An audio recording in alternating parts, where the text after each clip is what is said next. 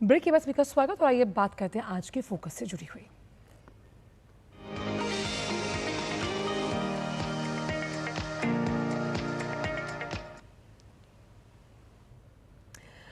तो प्रधानमंत्री नरेंद्र मोदी ने इंडिया स्टील 2025 के कार्यक्रम के दौरान जो अपना संबोधन दिया वो स्टील सेक्टर के बूस्टर डोज के तौर पर देखा जा रहा है, क्योंकि भारत के स्टील सेक्टर में हुई प्रगति का लेखा जोखा वहां रखा गया और इसमें यह पता लगा कि विश्व में भारत दूसरा सबसे बड़ा स्टील उत्पादक देश है।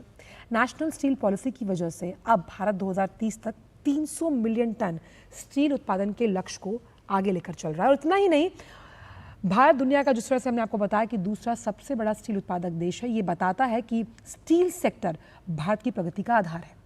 और जो नेशनल स्टील पॉलिसी है, अब 2030 तक लक्ष्य है कि 300 मिलियन टन इस्पात का उत्पादन हमें पूरा करना है।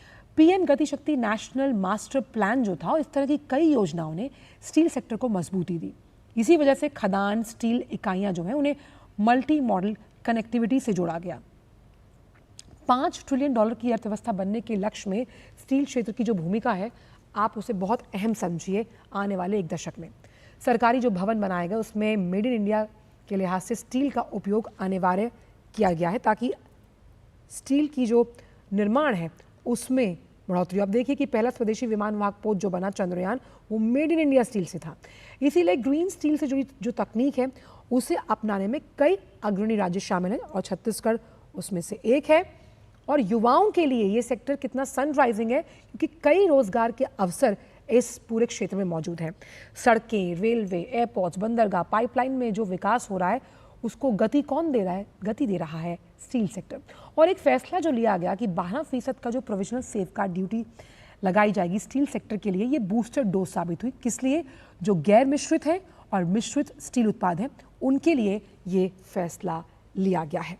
तो लबोलुबाब यही कि स्टील सेक्टर, कहते हैं ना कि स्टील की मजबूती ऐसी होती है जो किसी भी इमारत की नींव को सुदृढ़ बनाती है। और ये जो मजबूती है ये कैसे आर्थिक व्यवस्था में आत्मविश्वास लेकर आएगी, इसी पर करेंगे अभी हम चर्चा। दो खास मेहमान हमारे साथ इस चर्चा में शामिल होने के लिए मौजूद हैं। तो दो मेहमान इस खास चर्चा में हमारे साथ शामिल होंगे, उनका तारुफ आपसे करा दें। अश्विनी कुमार साहब, आर्थिक सलाहकार, इस्पात मंत्रालय, और साथ ही साथ शुभमोय भट्टाचार्य जी, वरिष्ठ आर्थिक पत्रकार है। अश्विनी जी, आपका भी बहुत बहुत स्वागत है। शुभमोय जी, आपका भी बहुत बहुत स्वागत है इस खास शो में। कुमार साहब, पहला सवाल यही कि स्टील अपने आप में मजबूती का परिचायक है और जिस तरह से प्रधानमंत्री ने कहा कि देश की आर्थिक प्रगति का सुदृढ़ आधार स्टील है, आने वाले दशक में स्टील सेक्टर में किस तरह के युगांतकारी कदम उठाए जाएंगे इन तमाम लक्ष्यों को हासिल करने के लिए? जैसा हम सब जानते हैं, स्टील एक कोर सेक्टर है और इसका अर्थव्यवस्था के कई क्षेत्रों के साथ बैकवर्ड और फॉरवर्ड लिंकेजेस होता है। विकसित भारत 2047 तक बनाने का जो हमारा लक्ष्य है, उसकी प्राप्ति में स्टील सेक्टर की बहुत अहम भूमिका होगी। इस संदर्भ में हमारे इस्पात मंत्रालय ने, भारत सरकार ने बहुत महत्वाकांक्षी लक्ष्य सामने रखा है। अभी स्टील प्रोडक्शन कैपेसिटी हमारे देश में 200 मिलियन टन की है, जिसको बढ़ाकर 2030 तक 300 मिलियन टन करने का लक्ष्य है और 2047 तक 500 मिलियन टन लक्ष्य करने की कैपेसिटी बढ़ा करके करने का लक्ष्य है। इससे अर्थव्यवस्था को मजबूती मिलेगी और अर्थव्यवस्था के तमाम सेक्टर्स को फॉरवर्ड और बैकवर्ड लिंकेजेस से बढ़ावा मिलेगा। आर्थिक वृद्धि मजबूत करने के लिए स्टील सेक्टर का ग्रोथ बहुत बहुत महत्वपूर्ण है। शुभमोय जी, जिस तरह से प्रधानमंत्री ने कहा कि जो प्रधानमंत्री गति शक्ति नेशनल मास्टर प्लान है उसने स्टील सेक्टर को मल्टी मॉडल जो कनेक्टिविटी के साथ जोड़ा, इस मास्टर प्लान को आप स्टील सेक्टर के लिए कितना बड़ा गेम चेंजर मानते हैं? काफी ज्यादा, क्योंकि आजकल स्टील सेक्टर, जैसे अभी आप डिस्कस कर रहे थे, अपने आप में भारत के लिए काफी और अपने आप में तो इम्पोर्टेंट है ही इंफ्रास्ट्रक्चर के लिहाज से। उसके साथ साथ स्टील सेक्टर टेक्नोलॉजी का भी एक बहुत बड़ा धरोहर है। खासकर अगर हम देखेंगे, आप बहुत सारे सेक्टर्स की बात करें, खासकर एक पर्टिकुलर सेक्टर जिसका मैं आप तक ध्यान आकर्षण करूंगा, वो है स्पेस सेक्टर। और इसमें स्टील, क्वालिटी स्टील जिस तरह का स्टील हमें चाहिए और जिस सेक्टर और इस सेक्टर में हम काफी जोर से आगे बढ़ने का प्रयत्न कर रहे हैं, उन सभी चीजों को देखते हुए स्टील में टेक्नोलॉजी का जो नया क्षेत्र जो बनता है, जो R&D के लिए जो प्रस्तुत करता है क्षेत्र, ये सब चीजें इकोनॉमी के लिए एक बहुत बड़ा एक जिसे कहूंगा मैं माइलस्टोन से तैयार होता है। और इसीलिए स्टील सेक्टर में जो प्लान्स बनाए गए हैं, जो स्टील सेक्टर के लिए जो टारगेट्स किए जा रहे हैं स्टील सेक्टर के एक्सपेंशन के लिए, बोथ टेक्नोलॉजी वाइज और प्रोडक्शन वाइज, वो दोनों बहुत ही महत्वपूर्ण है। जी अश्विनी जी, जिस तरह से ग्रीन स्टील की बात की जा रही है और ग्रीन स्टील को अपनाने में कई जो राज्य हैं उनकी भूमिका बहुत अहम है। कुमार साहब को फ्रेम में लेकर आएंगे। और कुमार साहब, इसमें हमने देखा कि छत्तीसगढ़ बहुत आगे आ रहा है ग्रीन स्टील को प्रोपोगेट करने के लिए। किस तरह के फैसले चरणबद्ध तरीके से जो इस्पात मंत्रालय है उसके द्वारा लिए जा रहे हैं? जैसा कि हम जानते हैं, भारत का लक्ष्य है नेट जीरो का बाय 2070, और स्टील एक हार्ड टू अबेट सेक्टर है। स्टील सेक्टर में CO2 एमिशंस कम करना बहुत महत्वपूर्ण है। अगर भारत को अपना नेट जीरो का लक्ष्य हासिल करना है तो स्टील सेक्टर का डीकार्बोनाइजेशन बहुत महत्वपूर्ण है। इसको मद्देनजर रखते हुए इस्पात मंत्रालय ने ग्रीन स्टील के तमाम पहलुओं पर विचार करने के लिए 14 टास्क फोर्सेस गठित की थी, और उसका एक कंसोलिडेटेड रिपोर्ट रिलीज हुआ सितंबर 2024 में, which provides road map for green steel in India. हमारा लक्ष्य है कि स्टील का प्रोडक्शन हमारा कितना ज़्यादा डीकार्बनाइज हो जाए, जिससे ग्रीन स्टील का हमारा उत्पादन बढ़े। इसमें कुछ चुनौतियां भी हैं, क्योंकि हमारा जो ज़्यादातर स्टील प्रोडक्शन है वो कोकिंग कोल बेस्ड है, और इसलिए और हमारे पास नेचुरल गैस की अवेलेबिलिटी भी कम है। हम इन तमाम पहलुओं को एड्रेस करते हुए ये रोड मैप डेवलप किए। शुभा जी, जिस तरह से एक क्वेस्ट कि हम किस तरह से सेल्फ रिलायंट बने, आत्मनिर्भर बने स्टील सेक्टर के इस पूरे क्षेत्र में, इसमें आपको कौन कौन सी ऐसी चुनौतियां लगती हैं? क्योंकि इकोनॉमिक एक्टिविटीज़ को बूस्टअप करने के लिए जब हम मैन्युफैक्चरिंग की बात कर रहे हैं, हम बंदरगाहों को अपग्रेड करने की बात कर रहे हैं, रेलवेज़ हैं, उसके लिए स्टील का उत्पादन ज़्यादा होना चाहिए, क्योंकि इसकी लागत बहुत इंपॉर्टेंट है इन तमाम सेक्टर्स के लिए। बहुत ज्यादा जरूरत है, और इंफ्रास्ट्रक्चर का अगर हम विस्तार की बात कर रहे हैं तो उसमें स्टील का रोल सबसे बन जाता है। और अहम ही नहीं, साथ में जैसे बहुत सारे सेक्टर्स में स्टील के जो नए तरीके हैं, जो नया प्रोडक्शन क्वालिटी के स्टील है, उनको लाना बहुत जरूरी है। जैसे हम थोड़ी स्पेस की बात कर रहे थे, उसी तरह से बाकी सारे सेक्टर्स में स्टील के प्रोडक्शन में हमारे वो हॉट रोल्ड कॉइल्ड स्टील और कोल्ड स्टील दोनों के हमारे प्रोडक्शंस बहुत जरूरी है। आप अभी देखेंगे, हम जो बात कर रहे हैं ऑटोमोबाइल सेक्टर में खासकर, उसके लिए जो स्टील की जो जरूरत है वो हमारे लिए एक बहुत बड़ा डिमांड क्षेत्र है। और स्टील कंपनियों के लिए ये एक बहुत बड़ा चैलेंज है कि जैसे कंपनियां, जैसे ऑटोमोबाइल कंपनी नए तरीके का पार्ट मैन्युफैक्चरिंग में जा रहे हैं, वहां पे किस तरह का स्टील लाएंगे। एक चीज अश्विनी कुमार जी जो इम्पोर्टेंट बात कर रहे थे वो ये है कि हमारे स्टील क्षेत्र, स्टील का प्रोडक्शन जो है वो कोकिंग कोल के ऊपर निर्भर है, और हमारे पास कोकिंग कोल का भंडार उतना ज्यादा नहीं है देश के अंदर। तो रिलायबल कोकिंग कोल सप्लाई का इंतजाम करना और उसको ले आना भारत में, ये एक बहुत बड़ा चुनौती है, बहुत बड़ा पॉलिसी डिसीजन है, पॉलिसी डायरेक्शन है। और मैं समझता हूँ इस पर स्टील मिनिस्ट्री जरूर काम कर रहे होंगे, मिनिस्ट्री ऑफ कोल के साथ।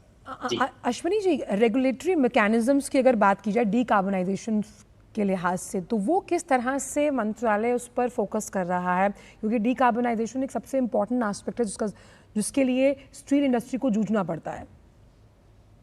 डीकार्बोनाइजेशन एक बहुत बड़ा मुद्दा है, R&D को प्रमोट करना।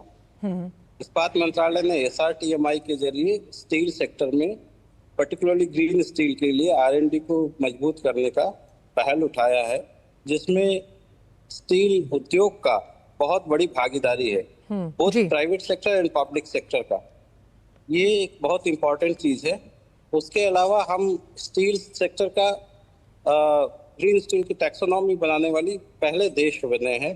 India has become first country to define green steel. और हमने ग्रीन स्टील का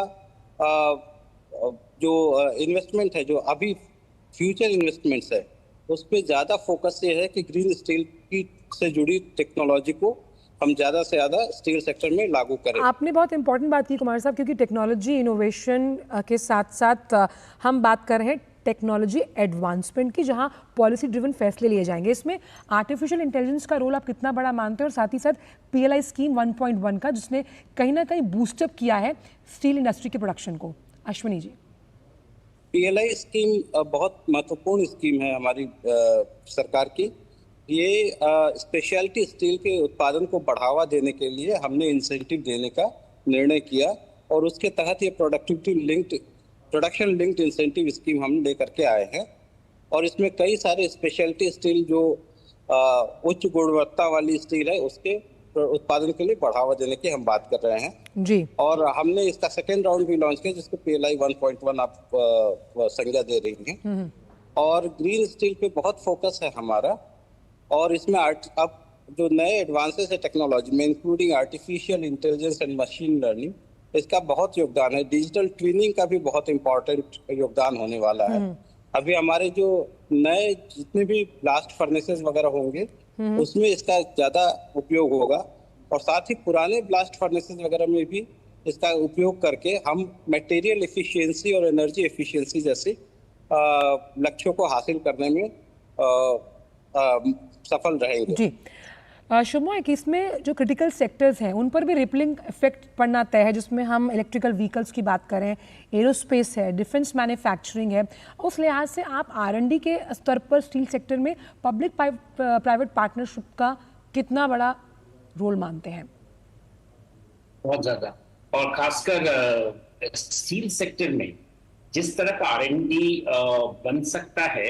आपको याद होगा कि हम जब स्टील इंडिया में मैन्युफैक्चरिंग सेक्टर को हम जब बढ़ावा देने की बात कर रहे हैं, तो उसमें स्टील का प्रोडक्शन और स्टील सेक्टर में किस तरह के नए टेक्नोलॉजी ला सकते हैं, वो एक बहुत बड़ा रोल प्ले करता है। हमारे जो IITs हैं, हमारे जो रीजनल इंजीनियरिंग कॉलेजेस हैं, उन सब में स्टील के ऊपर किस तरह के टेक्नोलॉजिकल डेवलपमेंट्स ला सकते हैं, ये एक बहुत बड़ा अध्ययन का क्रम है। और ये इसलिए है क्योंकि स्टील इंडस्ट्री का डिमांड बहुत ज्यादा है इस तरह के टेक्नोलॉजी स्पेशलिस्ट्स का। जी। साथ में सेक्टर की हमने बात नहीं की, वो है हाइड्रोजन सेक्टर। हाइड्रोजन की एक्सपेंशन, हम जब वहां पे ब्लू हाइड्रोजन की तरफ हम लोग गति दे रहे हैं, हाइड्रोजन का जरूरत इसलिए है क्योंकि हार्ड टू अबेट सेक्टर्स जैसे स्टील में हाइड्रोजन एज ए फ्यूल बहुत ज्यादा जरूरी रोल प्ले करता है। तो नए टेक्नोलॉजी जब हम हाइड्रोजन की बात कर रहे हैं लाने क्या, वो उसका लक्ष्य स्टील सेक्टर के ऊपर काफी ज्यादा रहेगा। जी। बहुत संक्षिप्त में कुमार साहब, क्योंकि समय कम है, स्क्रैपिंग ऑफ ओल्ड स्टील, उसको किस तरह से हम रीयूज रिसाइकल कर सकते हैं, ये भी एक बहुत बड़ा हम मान सकते हैं केंद्र बिंदु है। और कैसे वो स्टील सेक्टर को, कहते हैं ना कि इन्वेस्टमेंट के लिहाज से डिसइन्वेस्टमेंट भी ज़रूरी होता है, ये कितना बड़ा आप सेतु मानते हैं स्टील सेक्टर को और प्रमोट करने के लिए? अहम बिंदु उठाया है। स्क्रैप रिसाइकलिंग और इलेक्ट्रिक आर्क फर्नेस रूट के जरिए जी। अगर हम करें तो हमारा कार्बन एमिशन बहुत ज्यादा कम हो जाता है। एक चुनौती भारत में यह है कि हिस्टोरिकली हमारा कंजम्पशन ऑफ स्टील कम रहा है, इसलिए हमारे देश के अंदर जो स्टील स्क्रैप की जो उपलब्धता है वो भी सीमित है। तो हम इंपोर्ट्स पर निर्भर करते हैं स्क्रैप के लिए। स्क्रैप कलेक्शन और इसको प्रोसेस करने का जो पूरा तरीका है वो ऑर्गेनाइज करना बहुत ज़रूरी है, और स्क्रैप रिसाइकलिंग जितना ज़्यादा हम कर पाएंगे, हमारे स्टील क्षेत्र का कार्बन फुटप्रिंट उतना ही अच्छा होगा। ग्रीन स्टील के पूरे हमारे मिशन में स्क्रैप रिसाइकलिंग बहुत बहुत महत्वपूर्ण बिंदु।